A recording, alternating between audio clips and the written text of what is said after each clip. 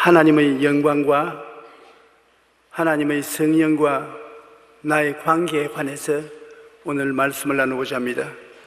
여러분께서 중학교 다니실 때 수학 시간에 기하학이 있는 것을 알 것입니다. 기하학 시간에 가면은 우리가 살고 있는 이 세계 속에서 시간과 공간을 해석하는 이론이 나옵니다. 세로나 가로나 일직선을 그어 놓는 것, 이것은 우리가 1차원이라고 말합니다. 아주 머리가 단순하고 복잡하게 생각할 수 없는 사람은 1차원적인 두뇌를 가졌다고 우리가 손가락질하고 하던 때가 있습니다. 그런데 이 일직선, 세로나 가로나 일직선을 많이 모으면 평면이 되는 것입니다. 평면을 우리는 기하학적으로 뭐라고 부릅니까? 2차원이라고 부릅니다. 그러면 평면을 많이 갖다 놓은 것을 동계면 입체가 되는 것입니다. 이 강단은 입체입니다. 건물도 입체입니다. 그것은 3차원이라고 말합니다. 그러면 그 3차원이 갈 곳은 어디입니까? 3차원보다 더 높은 곳은 4차원인데 4차원이라는 것을 우리가 실제 체험할 수 있느냐? 체험하지 못합니다. 물질적이 아니기 때문에 보이지도 아니하고 느끼질 수도 없고 만질 수도 없는 4차원은 무엇이 4차원일까요? 창세기 1장 2절에 보면 땅이 공허하고 혼돈하며 흑암이 깊음 위에 있을 때 하나님의 신이 수면에 운행하시더라. 그것에 공허하고 혼돈하며 흑암이 깊음 위에 있는 것은 다 눈에 보이는 1차원, 2차원, 3차원의 모습입니다만 하나님의 신이 수면에 운행하시는데 하나님의 신은 안 보입니다. 확신이 있는데도 안 보입니다. 3차원보다 높은 4차원은 눈에 보이지 않는 영적인 차원으로 성령이 바로 4차원에 소속하고 있는 것입니다. 우리는 원래 4차원의 영성을 가진 인간입니다. 타락하기 전에 하나님의 형상과 모양을 받았는데 하나님의 형상과 모양은 영적인 것입니다. 4차원적 영적인 모습을 우리가 육체 속에 받아서 살고 있었습니다. 그런데 타락하고 난 다음에 4차원의 영성이 죽어버렸어요. 하나님의 영과 교통이 없습니다. 그러므로 인간은 육으로 살다가 육으로 가게 된 것입니다. 육으로 태어난 것은 육이요, 영으로 태어난 것은 영이라고 하는 말과 같은 것입니다. 물과 성령으로 거듭나서 옛사람을 회복해야 되는 것입니다. 우리 속에 하나님의 성령이 들어오셔야 되는 것입니다. 들어와서 내 영이 하나님의 성령을 통해서 살고 영이 육체 속에 살아야 하나님이 원하시는 사람이 되는 것입니다. 그런데 거듭나지 아니하면 우리는 고깃덩어리에 불과한 것입니다. 육체밖에 없는 것입니다. 영이 우리 속에 없습니다. 그럼 영적 세계와 교통이 이루어지지 않습니다. 그래서 사람들은 종교를 통해서 거듭나려고 애를 많이 쓰는데 이스라엘 나라에는 모세의 율법을 철저히 지키는 교파가 바리새교인인 것입니다. 바리새 교인들은 모세의 율법을 통해서 예수 그리스도를 맹렬하게 공격을 했었습니다. 율법의 형식과 의식을 주장하는 단체인데 그 가운데 니고데모라는 학자가 있었는데 바리새 교인이었지만은 굉장히 점잖하고 공평한 마음을 가진 사람이었습니다. 그런데 니고데모가 가만히 보니까 예수님은 보통 사람이 아닙니다. 하나님의 신이 그 속에 계시지 않고야 어떻게 귀신이 쫓겨나가고 죽은 자가 살아나고 물이 포도주가 되고 바다의 바람과 파도가 잔잔해지고 사람이 할 수 없는 일들이 일어나는 것입니다. 하나님만이 할 수 있는 일입니다. 그러므로 니고데모가 말하기를 그냥 섣불리 흉보고 판단할 일이 안 된다. 이분은 보통 분이 아니다. 내가 만나보기는 만나봐야 되겠는데 내가 예수님과 만난다면 이단하고 만난다고 굉장히 또 욕을 얻어먹을 것이고 공격을 당할 것이니 비밀리에 만나야 되겠다. 어느 날 아마 달빛이 비쳤는지 안 비쳤는지 몰라도 예수님이 주무시는 곳에 찾아갔습니다. 계세요. 누구십니까? 저는 니고데모라는 사람입니다. 바리새 교인 중에 선생입니다. 제가 가만히 살펴보니까 하나님이 같이 계시지 않고는 선생님이 행하시는 이 모든 일을 보통 사람은 못 행합니다. 그래서 선생님이 도대체 누구신지 제가 좀 알아보기 위해서 왔습니다. 랍비여, 우리가 당신은 하나님께로부터 오신 선생인 줄 아나이다. 하나님이 함께 하시지 아니하시면 당신이 행하는 이 표적을 아무도 할 수 없음이니이다. 예수님께서 가만히 니고데모의 얼굴을 들어보니까 진실하단 말이에요. 예수님이 하신 말씀이 사람이 거듭나지 아니하면 하나님의 나라를 볼 수 없나니라. 내가 무슨 말을 해도 거듭나지 아니하고 속에 영이 죽어 있는 사람이 내 말을 알아들을 수가 없다는 것입니다. 예수님은 하늘의 신령한 말을 가르쳐 주는데 니고데모는 영이 죽었으니까 그 나라의 말을 알 수 없습니다. 외국어를 못하는 사람에게 외국어로 아무리 말을 해봤자 교통이 되지 않은 것과 같은 것입니다. 니고데모가 깜짝 놀랐습니다. 거듭나다는 말은 들어본 적이 없습니다. 아니, 거듭나다니죠.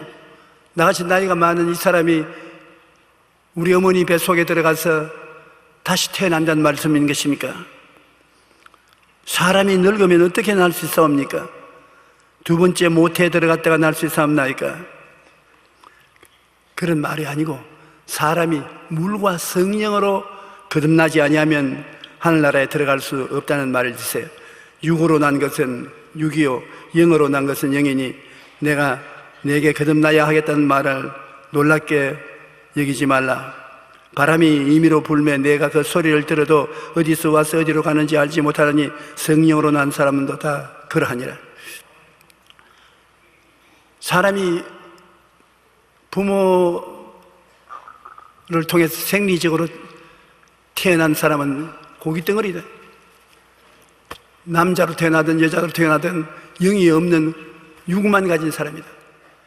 영으로 태어나야 영을 가지고 있는 육체, 온전한 사람이 됨으로 말미암아 영혼육, 온전한 사람이 됨으로 하늘나라의 일을 알 수가 있는 것이다. 그러므로 물과 성령으로 거듭나야 하나님 나라에 들어갈 수가 있다. 그것은 체험을 할 수 있는 것이다. 바람이 불면 바람 부는 소리가 들리지만 어디서 와서 어디로 가는지 우리가 느끼지 못하는 것처럼 성령은 분명히 있는데 1차원도 아니요 2차원도 아니요 3차원의 존재도 아니고 4차원의 존재를 말하는 것입니다. 우리가 볼 수 없고 들을 수 없고 만질 수 없으되 있는 것입니다. 그 4차원은 3차원의 세계를 끌어안을 수도 있고 품을 수도 있고 버릴 수도 있고 그러한 것인데 이 성령으로 거듭나야 되는 것입니다. 그런데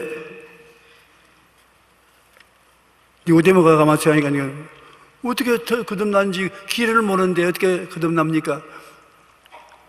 갸우뚱하고 있으니까 성경 구약에 이스라엘 백성이 광야를 지나올 때 하도 길이 험하고 괴로우니까 하나님을 원망하고 불평하니 하나님께서 불뱀을 보내서 많은 사람이 불뱀에 물려서 죽었습니다. 그러니까 그들이 모세에게 나와서 회개를 하고 우리가 잘못했습니다. 하나님께 기도해서 불뱀이 떠나게 해 주시옵소서.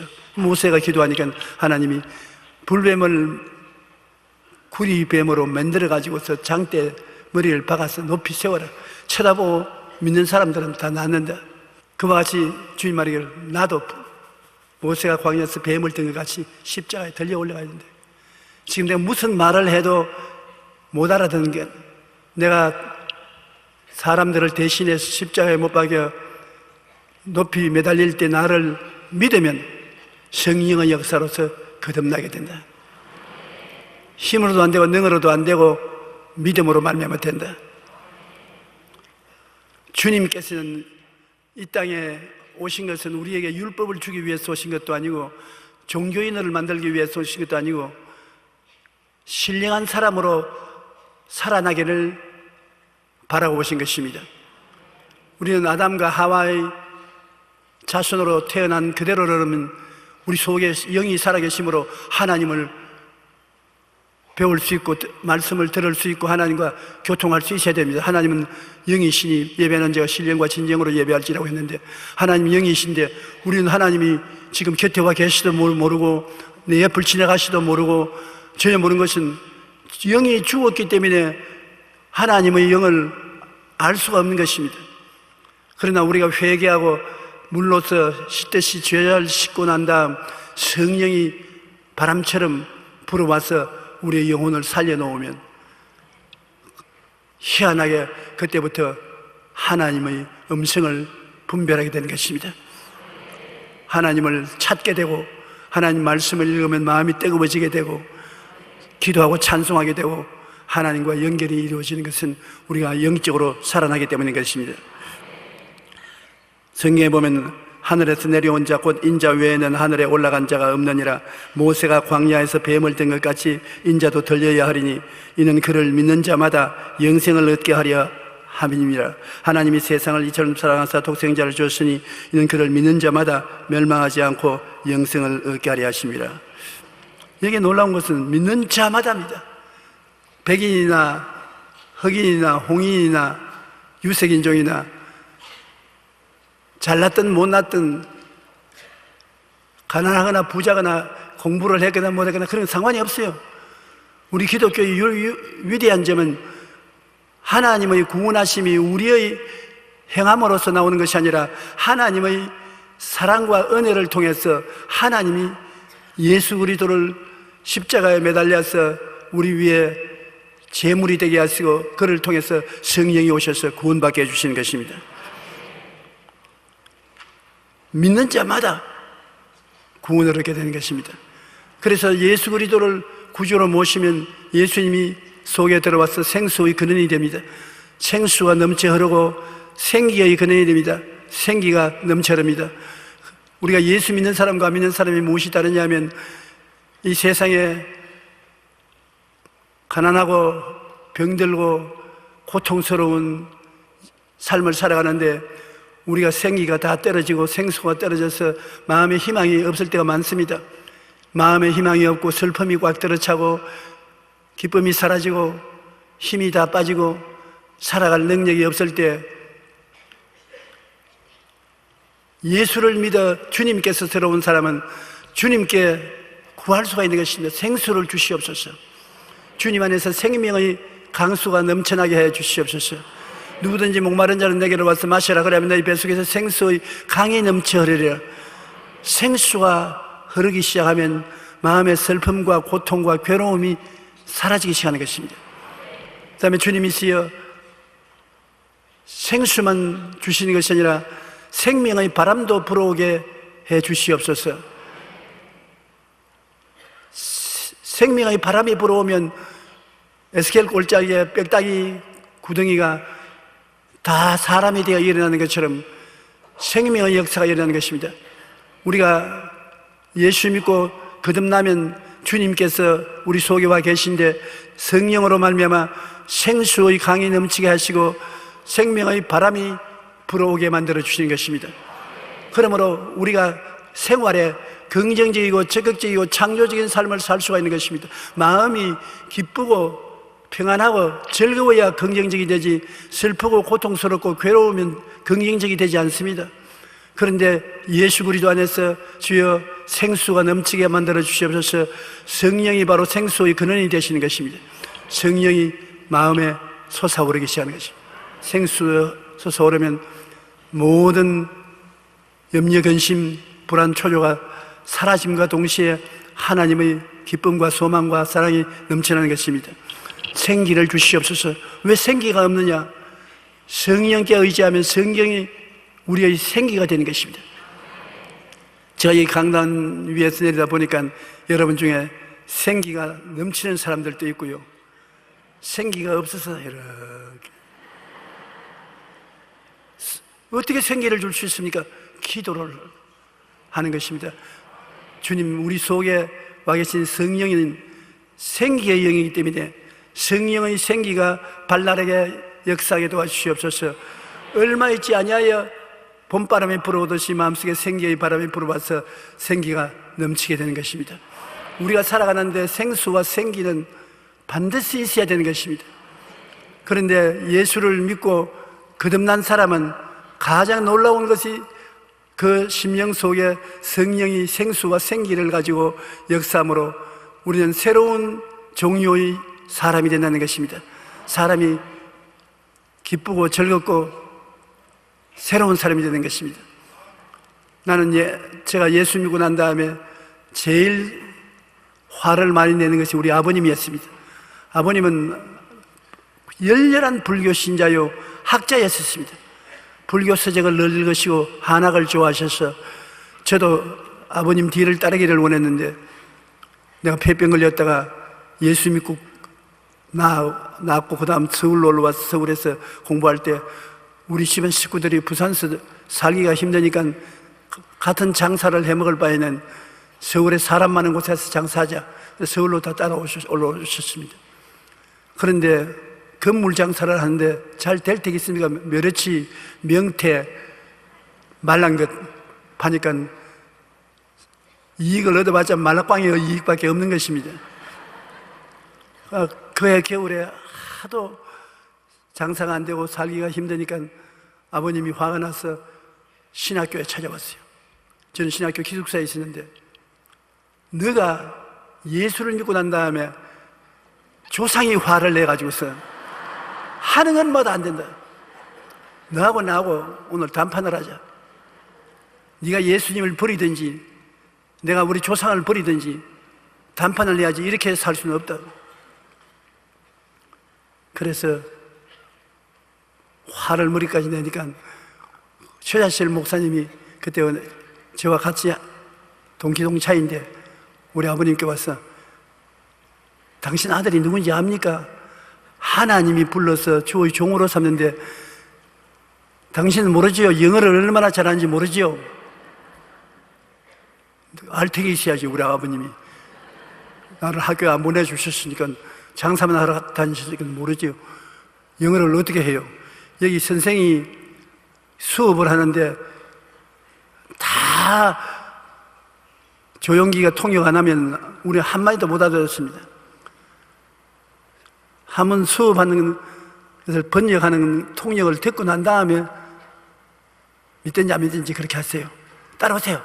그래서 끌고 수업 시간에 학교 교실에 앉혀놨습니다.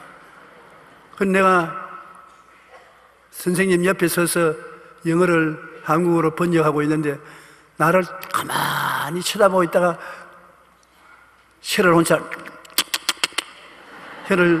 차면서 그 다음에 땅만 내려다보고 있어요. 거의 강의가 끝나갈 때쯤 되는데 갑자기 눈을 뜨더니 앞을 뚜렷이 이렇게 바라봐요. 그래서 수업이 끝났는데 학생들이 다 일어나서 나가는데 혼자 앉아서 앞을 쫙 보고 있어요. 그래서 나는 갑자기 정신적인 착란이 일어나면 어떠하지 싶어 걱정이 됐습니다. 가서 아버님 그냥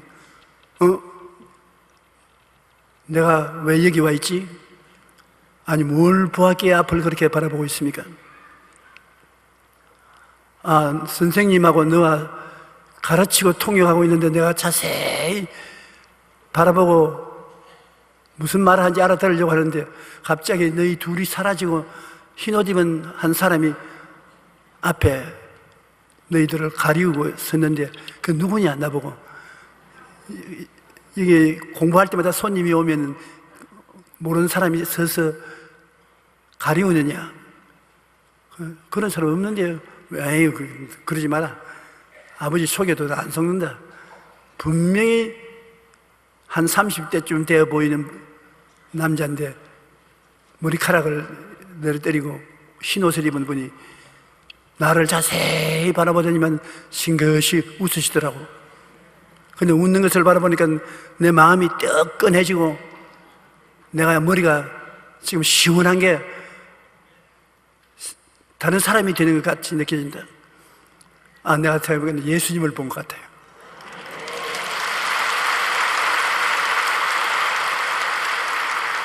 그래서 있는 돈 없는 돈 다 끌어내어서 좋은 음식점에 모시고 가서 식사 대접을 하고 기도를 하는데 그때 성령께서 역사해가지고 사람이 변하는데 그날부터 시작해서 생수가 정말 강같이 흐르듯이 믿음, 소망, 사랑이 그 마음속에 흐르고 생기가 발랄해서 긍정적이고 적극적이고 창조적으로 변화되는데 정말 놀랐습니다. 나는 그때 깨달은 것은 예수를 믿고 성령이 오시면 사람을 성령의 능력으로 변화시키는구나. 생기가 넘쳐나고 생수가 넘쳐난 사마리아 여인이 남편 6이나 가다시나 예수님을 만나고 난 다음에야 변화가 되고듯이 우리 기독교 신앙이란 오랜 세월이 흘러서 변화되는 것이 아니라 예수님을 만나고 난 다음 즉시로 변화되는 것입니다. 목마른 사람이 물을 마시고 난 다음 며칠 있어야 효과가 발생하는 것 아니지 않습니까? 물을 마시면 즉시 가람이 사라지는 것처럼 예수님을 믿으면 즉시로 성령이 들어와서 생수의 근원이 되어버리고 생기가 넘쳐나서 소망을 가질 수가 있게 되는 것입니다. 이러므로 성령이 오셔서 이와 같이 변화시켜 주시면 그 다음에는 우리가 그 성령을 의지해서 기도를 하는 것입니다. 성령은 물질적인 세계를 다스리는 4차원인데 성령께서 우리 속에 들어오신 것을 알면은 우리는 그때로부터 성령은 우리 생각을 통해서 역사하기 때문에 우리가 긍정적이고 적극적인 생각을 가져야 되는 것입니다. 어떤 일이 생겨도 좋게 된다. 하나님이 축복으로 변화시켜 준다. 무엇이든지 합동에 유익이 된다. 잘 된다. 성공하게 된다. 좋게 된다. 긍정적으로 생각해야 되는 것입니다. 그리고 기도하면 내 속에 이제 들어오신 성령께서 역사하여 주셔서 좋은 일이 일어나게 만들어주는 것입니다. 여러분은 그러므로 생각을 긍정적으로 하고 마음속에 꿈을 꾸고 내가 바라는 아름다운 꿈을 꾸고 믿음을 가지고 긍정적으로 입으로 시인하면 이제는 혼자 사는 것이 아니라 속에 성령께서 들어와서 여러분 성령의 역사를 인도하는 생각과 꿈과 믿음과 신앙 고백을 통해서 새로운 창조적인 역사가 일어나게 되는 것입니다. 그러므로 거듭나지 않은 사람들은 그런 것을 체험할 수 없어요. 거듭남으로 말미암아 여러분 속에 성령이 들어와서 같이 계심으로 생수도 되고 생기도 되고 그 다음에는 여러분 생각하는 대로 이루어 주시고 꿈꾸는 대로 함께 역사해 주시고 믿는 대로 믿은 대로 될지어다 믿음에 역사해 주시고 입술로 고백하면 입으로 시인하는 대로 역사해 주시는 것입니다. 그는 여러분 속에 성령께서 들어와 계시기 때문에 그런 역사가 일어나게 되는 것입니다. 한번 따라 말씀해 주십시오. 생각을 긍정적으로 하자. 희망찬 꿈을 갖자. 의심하지 않고 믿자. 창조적인 선언을 하자. 그럴 때 여러분만 하는 것이 아니라 여러분 속에 계신 성령께서 들어와 계신 성령이 여러분 손을 잡고 여러분 세계 속에 기적을 베풀어 주시는 것입니다.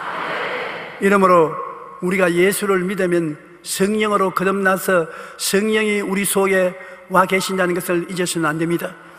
여러분 속에 지금 성령께서 와 계신 것입니다. 느끼고 안 느끼고가 필요 없습니다. 성령이 와 계신 것을 생각해야 되는, 바라보아야 되고 믿어야 되고 입술로 고백해야 되는 것입니다. 그러면 성령께서 만물을 지으신 능력으로 여러분을 통해서 역사하는 것입니다. 여러분께서 예수를 믿기 전에는 성령이 속에 와 계시지 않기 때문에 여러분과 하나님 사이에 관계가 이루어지지 않습니다. 예수님 믿고 난 다음에 성령이 여러분 속에 들어와서 여러분 손을 잡고 하나님과 연관성을 맺고, 또 여러분 기도를 하면 여러분을 통해서 성령이 기도한 그 자리에 가서 기적을 베풀어 주시는 것입니다. 성령과 더불어 산다는 것 굉장히 놀라운 것입니다. 성령과 더불어 살면 살수록 여러분이 놀 자로 꿈꾸지 못하는 일들이 이루어지게 되는 것입니다. 그 다음에 두 번째 성령과의 나의 관계는 성령이 그냥 들어오는 것이 아니라 성령 충만의 체험이 있습니다. 우리가 예수 믿을 때 성령이 들어와서 거하지만은 그 다음의 단계는 성령 충만인 것입니다. 뭐라고 설명을 해야 잘 알지 모르겠지만은 여러분께서 물을 한 숟갈 마시는 것과 코프에 담아서 전부 다 마시는 것과 차이가 있습니다. 중생한 사람은 성령이 여러분 속에 와 계시지만 성령 충만하면 성령이 여러분을 통해서 넘쳐나는 것입니다. 중생한 성령은 여러분에게 와서 여러분 자신을 변화시키지만은 우리가 성령 충만하면 여러분을 통해서 이웃에 봉사를 하게 되는 것입니다. 예수님께서 이 세상을 떠나기 전에 성령 충만에 대한 이야기를 제자들에게 해주셨습니다. 성령 충만은 운명과 환경을 변화시키는 것입니다. 옛날에 땅이 공허하고 혼돈하며 흑암이 깊은 무에 있을 때 하나님이 성령이 수면에 운행하시고 난 다음 빛이 있으라 궁창이 생겨나라 할 때 창조를 하신 것입니다. 이스라엘 백성들이 예수님이 승천하고 난 다음에 모든 것이 으러지고 깨떨어지고 혼돈되고 절망에 처했을 때 그들을 살리기 위해서 하나님이 하신 방법은 성령을 보내주셨습니다. 성령의 충만이 임하자 그들은 즉시로 생기가 넘쳐나고 생명의 은혜가 넘쳐나서 제도와 조직을 개편해서 온 로마 제국을 복음화시키는 것입니다. 성령 충만이라는 것은 여러분의 생애 속에서 성령의 충만이 오면은 여러분을 통해서 하나님께서는 이웃과 세계를 변화시키는 기적의 능력을 베풀어 주시는 것입니다. 사도행전 1장 4절로 8절에 보면 사도와 함께 모이사 그들에게 분부하여 이르시되 예루살렘을 떠나지 말고 내게서 들은 바 아버지께서 약속하신 것을 기다리라. 요한은 물로 침례를 베풀었으나 너희는 몇 날이 못되어 성령으로 침례를 받으려 하시느니라. 그들이 모였을 때 예수께서 여쭈어 이르시되 주께서 이스라엘 나라를 회복하심이 이때니까 하니 이르되 때와 시기는 아버지께서 자기의 권한에 주셨으니 너희가 알 바 아니요 오직 성령이 너희에게 임하시면 너희가 권능을 받고 예루살렘과 온 유대와 사마리아와 땅끝까지 이르러 내 증인이 되리라. 권능을 받고 증인이 되는 놀라운 체험이 성령 충만의 체험인 것입니다. 그런데 여러분, 마귀가 와서 너는 중학교밖에 못 나왔지, 초등학교도 겨우 공부했지, 너희 가문이 훌륭한 가문도 아니지, 돈도 없지, 아세 주의 사업하려고 꿈도 꾸지 마라. 너 같은 사람은 쓸모가 없다. 그렇게 되면 여러분이 주님의 나라는 무너지는 것입니다. 왜냐하면 예수님이 선택한 제자들은 모두 다 갈릴리에서 택했었습니다. 중학교, 고등학교도 못 나온 갈릴리 어부들, 고기잡이, 세금쟁이들, 뭐 그런 사람들을 택했는데, 갈릴리는 이스라엘 나라 중에 제일 멸시받는 동리입니다. 왜냐하면 외국이 침명하면 제일 먼저 이스라엘의 갈릴리를 점령합니다. 그게 갈릴리에는 아수르가 점령하면 아수르 사람들이 되고, 바벨론이 쳐들어오면 바벨론 사람들이 되고, 블레셋 사람이 쳐들어오면 블레셋 사람이 되고, 유대인의 정통성이 사라졌어요. 전부 다 갈릴리에 사는 여자들은 신랑이 하루 저녁에 몇 번씩 바뀔 수가 있는 것입니다. 침략을 해서 점령당하니까.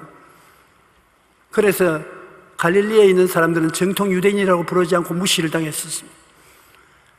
그러니까 생업이 어렵고 가난하고 헐벗고 굶주려서 공부도 못하고 빈손 든 사람입니다. 베드로가 말대로 고기가 많이 잡히니까 예수님께 엎드려서 주여 나를 떠나소서 나는 죄인이었소이다 하듯이 그들은 감히 주님 앞에 나올 수도 없는 사람들인 것입니다. 그런데 놀라운 것은 주님이 사람을 택할 때 네가 집안이 좋으냐, 학교 공부를 얼마나 잘하냐, 돈이 얼마나 많으냐, 자동차 있느냐, 아파트 있느냐 그런 거 묻지 않습니다. 하나님께서는 죄를 지었음에도 불구하고 못났음에도 불구하고 버림을 받아야 마땅해도 불구하고 형편없는 사람들이라도 주님께서 보셔서 좋다고 생각하시면 택하여 사용하시는 것입니다. 그래서 이스라엘 나라에 보면 예루살렘에서 제자들은 한 사람도 안 택했습니다. 베들레헴에도 예수님이 한 사람도 안 택했습니다. 갈릴리 가장 낮은 곳에 사는 사람들에게 주님이 오셔서 택했는 것입니다. 그러므로 오늘 여러분 이 자리에서 나는 낮은 사람이다, 나는 학력이 없다, 나는 별로 지혜도 없다 그런 소리 하지 마십시오. 그건 여러분이 그렇게 생각하는 것이고 하나님은 그렇게 생각하지 않는 것입니다. 하나님이 여러분을 순복음 교회까지 불러오신 것 보니 보통 여러분이 아닙니다. 하나님이 귀하게 여기는 거예요. 그러면 그런 여러분이 성령으로 충만하면 권능이 나타나고 정인이 되어서 위대한 주의 종이 되는 것입니다. 베드로같이 일자무식인 베드로, 성격이 급하고 거짓말 잘하고 배반 잘하고 그런 베드로가 수제자가 되고 온 로마를 나중에 뒤에 흔드는 자리에 올라간 것은 그가 잘나서 그런 것이 아니라 성령 충만이 받고 난 다음 성령이 오셔서 권세와 증거의 능력을 주신 것입니다. 그런데 여러분 우리가 전부 다 하나님이 성령 충만할 수 있는 자격을 주신 것이므로 우리가 구원받은 사람이 성령이 내주할 바 아니라 성령 충만의 새로운 체험을 하게 되면 성령이 오셔서 여러분과 나를 완전히 물로서 충만하듯이 채우시는 것입니다. 성령이 충만하게 되면은 방언을 하게 되는 것입니다. 전에는 성령이 오셔서 내주와도 그냥 그 마음속에 생수의 근원이 되시고 생기가 넘쳐나는 근원이 되시고 생각과 꿈과 믿음과 말을 통해서 함께 역사하는 것을 하시지 방언은 안 했습니다. 그런데 성령 충만이 되면은 방언이 나와요. 방언이라는 것은 자기가 지어서 하지 않고 성령이 충만했다는 증거로서 방언이 나오는데 저는 신학교에 들어와서 공부하면서까지도 아직 성령 세례 못 받아서 방언 못 했어요. 방언하도록 성령 충만 받으려고 삼각산에 가서 제일 높은 꼭대기에 올라가 앉으니까 밤에 춥기도 하고 범이 나온다는 이야기를 들어서 곧 범이 뛰어나올 것 같아서 정신을 집중할 수가 없었어요. 돌을 많이 주워다가 내 주위에 갖다 놓고 범 오면 때리려고 눈을 부릅뜨고서 부르다가 내가 밤중 돼서 막 있는 힘을 다해서 주님께 부르니까 배가 등가죽에 붙고 끊어질 것 같아요. 그래도 하나님 기왕 주실 바에는 성령 충만히 주시옵소서. 그러니까 나중에 내가 방언어를 말하고 있더라고요. 그 방언을 말하고 어찌나 좋던지 새벽까지 기다릴 도리가 없어요.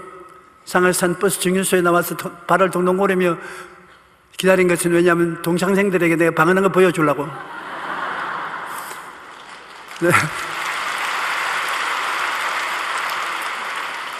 그래서 첫 버스를 타고 서대문에 와서 기숙사로 뛰어들어가서 최자실 학생에게 내가 방언하는 걸 보여주기 위해서 고함을 치고 여성들 다 빨리 일어나라고. 그러고 난 다음에 내가 방언을 쭈르르 하니까 전부 축하한다고 와서 덩어리를 두들겨주고 성령 충만 받았다 그래서 내 속으로 주여 이제는 안 해도 괜찮습니다. 이제 보여줬으니까 이제 됐다고. 그러나 그때 이후로 성령 충만이 받고 난 다음에 권능이 따르기 시작하는 것입니다.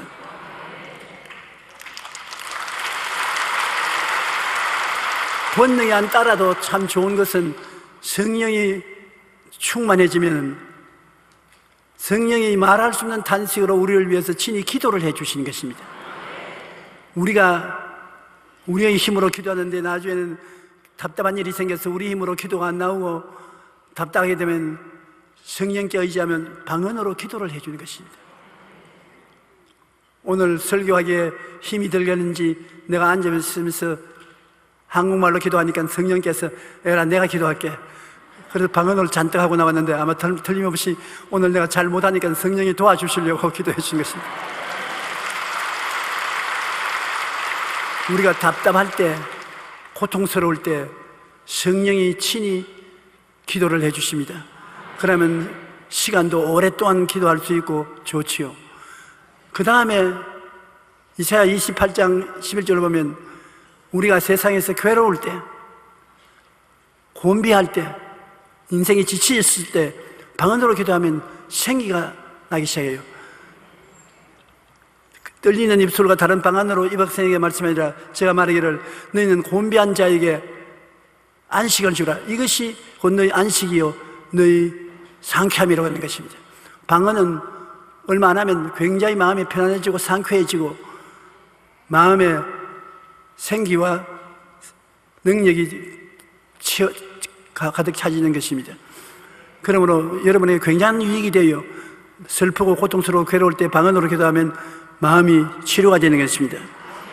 그러나 성령 충만 받게 되면 어떤 일이 생기느냐, 하나님의 권능이 나타나기 시작하는데 성령으로 말미암아 지혜의 말씀이 나옵니다.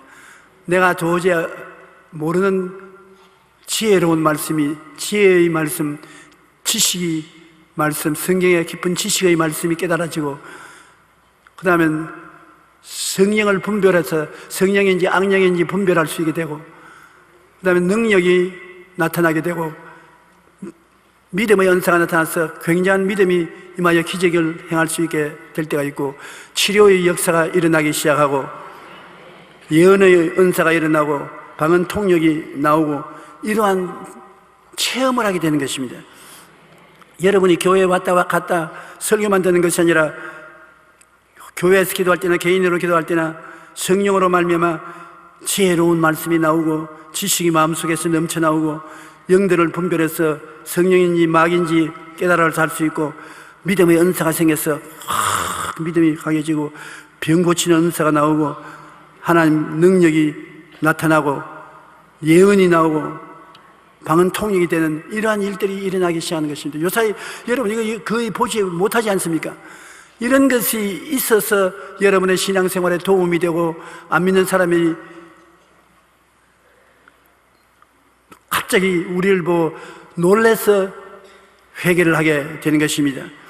그러고 난 다음에 로마서 12장 7절로 8절 말씀 같이 이 성령 충만 받으면 섬기는 힘이 생기고 가르치는 능력이 생기고 위로하는 힘이 생기고 구제하는 능력이 생기고 다스리는 능력이 생기고 긍휼을 베푸는 마음이 생기고 이런 여러 가지 초인적인 역사가 일어나게 되는 것입니다. 그리고 성령이 여러분 중에 사도로 선지자로 복음 전하는 자로 목사와 교사 선택을 해서 훈련시켜서 하나님의 종으로 사용하는 이런 기적이 일어나기 시작하는 것입니다. 그러므로 성령 충만한 역사는 여러분에게 굉장히 이익이 될 수가 있는 것입니다. 세 번째로 성령이 충만해지고 나면 여러분과 함께 하나님 사역을 하는데 예수님이 하나님 되심을 증거하도록 역사하는 것입니다. 어떠한 일이 있어도 예수님이 하나님 아들인 것을 성령은 증거하는 것입니다. 성령 받았다고 하면서 내가 동방의 여인이다, 내가 재림한 예수다, 내가 성령이다 이런 소리를 하는 사람은 성령 받은 것이 아니라 귀신 받은 사람인 것입니다. 성령은 예수님만 나타내는 것입니다. 요한복음 14장 16절로 18절에 내가 아버지께 구하겠으니 그가 또 다른 보혜사를 너에게 주사 영원토록 너희와 함께 있게 하시리니 그는 진리의 영이라. 세상은 능히 그를 받지 못하다니 이는 그를 보지도 못하고 알지도 못함이라. 그러나 너희는 그를 아나니 그는 너희와 함께 거하심이요 또 너희 속에 계시겠음이라. 내가 너희를 고아와 같이 버려두지 아니하고 너희에게로 오리라. 예수님은 처음 보혜사, 성령은 다른 보혜사인 것입니다. 똑같은 보혜사인 것입니다. 보혜사는 하나님께로부터 보내심을 받아 우리를 돕기 위해서 항상 우리와 같이 계신이라고 하는 말인 것입니다. 여러분과 같이 계시는 하나님이 보내신 선생인 것입니다. 처음 보혜사 예수님은 맡긴 일을 다 하시고 천국에 가셨고, 다음에 오신 다른 보혜사는 예수님과 똑같은 보혜사로서 예수님이 십자가에 이루어 놓으신 것을 여러분에게 체험하도록 만들어 주시는 것입니다. 그러므로 예수 보혜사, 성령 보혜사는 똑같은 보혜사고, 예수님은 십자가에서 다 이루어 놓은 것, 오늘날 성령 보혜사는 여러분에게 체험하게 만들어주는 것입니다. 예수님의 보혈을 통해서 성령은 여러분 생각을 바꾸는 것입니다. 용서받은 의인이 되고 거룩한 사람이 된 생각을 바꾸는 것입니다. 성령은 여러분에게 꿈을 심어주고 여러분에게 믿음을 주어서 예수님을 믿게 만들고, 그리스도는 여러분의 주된 것을 선언하게 만들고 사람들에게 예수님을 전도하게 만들어주는 것입니다. 하나님의 성령은 예수님이 하나님 되심을 증거하기 위해서 여러분을 사용하시는 것입니다. 어떠하든지 예수님을 높이고 예수님을 하나님의 되심을 증거하는 것이 성령의 역사인 것입니다. 요한복음 15장 26절에 내가 아버지께로부터 너희에게 보낼 보혜사 곧 아버지께로부터 나오시는 진리의 성령이 오실 때 그가 나를 증언할 것이라. 그러면 여러분께서 나는 증거할 힘이 없다고 생각하지 마십시오. 왜냐하면 여러분 속에 와 계신 보혜사는 여러분 통해서 예수가 주가 되심을 증언하시는 것입니다. 성령이 여러분을 통해서 말씀을 하시면 성령을 따라서 하면 돼요. 말 잘한다고 사람들이 예수 믿는 건 아닙니다. 감동을 받아야 예수를 믿지요. 오늘 제가 말을 형편없이 하고 있어도 저를 통해서 역사하고 계신 분은 성령님이시기 때문에 여러분 마음에 감동을 갖다 주는 것입니다.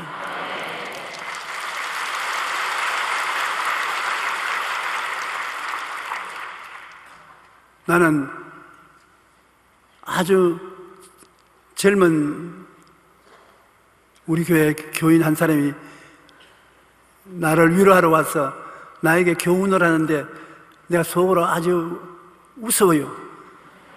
왜냐하면 주일학교 아동들에게 가르치는 것대로 나를 보고 목사님 걱정하지 마세요. 하루에 꼭 1시간 이상 기도하세요. 성경은 몇 장이 있습니까?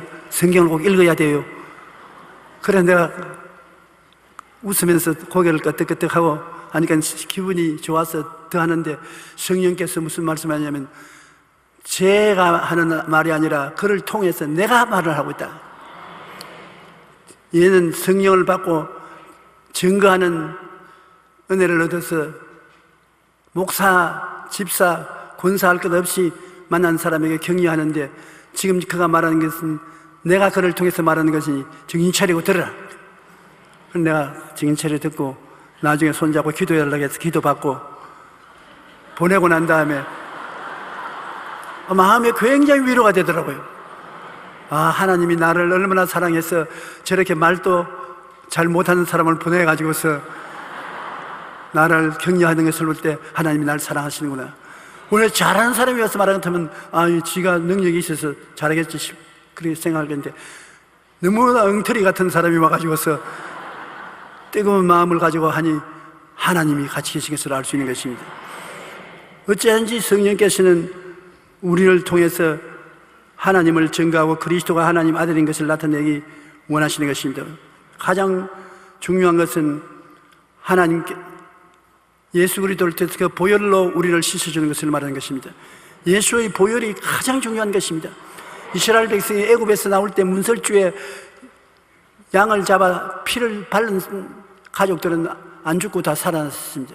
그 6월절 어린 양의 피를 뿌리는데 예수님이 우리 마음의 문설주에 피가 되므로 우리는 항상 예수 그리스도를 마음의 문설주에 피로 생각하고 바르고 우리가 믿으면 성령이 같이 계심으로 마귀가 우리를 멸하지 못하는 것입니다. 우리가 아무리 하나님의 귀한 약속의 말씀을 많이 가지고 있어도 어떻게 사용하는지 모르면 안 됩니다. 여러분과 내가 생각을 통해서 하나님의 약속이 내 것이 되는 것입니다. 그러므로 여러분 생각 속에 예수님의 보혈을 받아서 마음에 칠했다고 생각하십시오. 그러면 그 생각이 여러분 은혜를 체험하게 만들어주는 것입니다. 꿈도 생각하는 것입니다. 꿈속에 여러분께서 아름다운 집을 짓고 그곳에서 많은 이웃들을 모아서 예배를 보고 좋아하는 꿈을 머릿속에 생각한다면 그 꿈을 끝까지 꾸고 생각하십시오. 그를 통해서 여러분이 누리게 되는 것입니다. 그 다음에 믿는 것도 여러분이 마음속에 믿음으로 말미암아 홍해수가 갈라지고 요단강이 갈라진 것을 생각하고 여러분이 그를 지나가는 것을 상상하고 믿으십시오. 그러면 그것이 실제로 여러분 세계 속에 이루어지는 것입니다. 아무리 성경을 많이 알아도 그냥 알고 내게 적용하지 못하면 소용이 없어요. 그러나 성령이 여러분 속에 들어와서 생각과 꿈과 믿음과 입술의 고백을 주신 것은 그를 통해서 여러분 실제로 소유하게 되기 때문인 것입니다.